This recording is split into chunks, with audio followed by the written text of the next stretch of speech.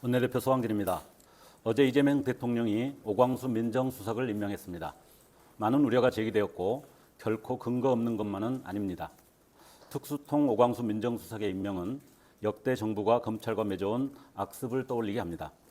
대통령이 검찰의 칼을 활용하고 싶은 유혹에 따라 수사와 인사에 개입하며 검찰과 맺어온 밀착관계는 매번 검찰개혁이 좌초된 근본 원인이었습니다.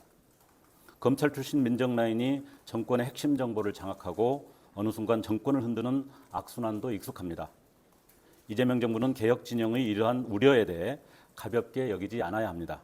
법무차관, 장관 인사에서 같은 우려가 반복되지 않아야 합니다. 국민은 정치검찰에 의해 가장 고통받은 당사자 중 한 분인 대통령의 검찰개혁 의지를 믿고 있습니다. 오광수 민정수석의 임명이 검찰개혁 의지의 후퇴가 아니라는 대통령의 말을 국민과 지켜볼 것입니다.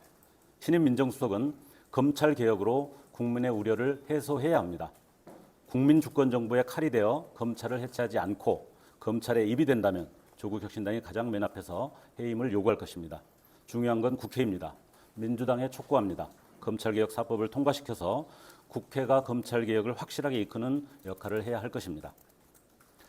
이재명 대통령 취임 이후에도 표적 기소에 따른 형사재판이 멈추지 않고 있다는 사실은 정치사법의 음험한 실체를 여실히 보여주고 있습니다. 대한민국 헌법 제84조는 대통령은 재직 중 형사상 소출을 받지 아니한다고 명백히 규정하고 있습니다.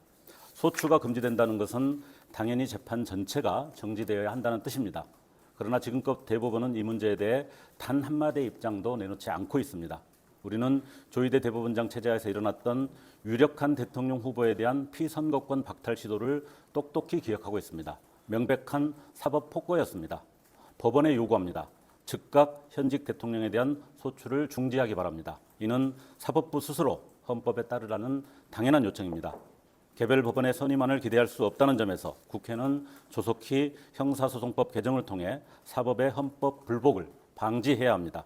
전망의 위기에 놓인 내란 세력들이 혹시나 기대할지 모를 사법 뒤집기 결코 있을 수 없습니다. 조국혁신당이 앞장서 사법 내란의 종지부를 찍겠습니다. 감사합니다.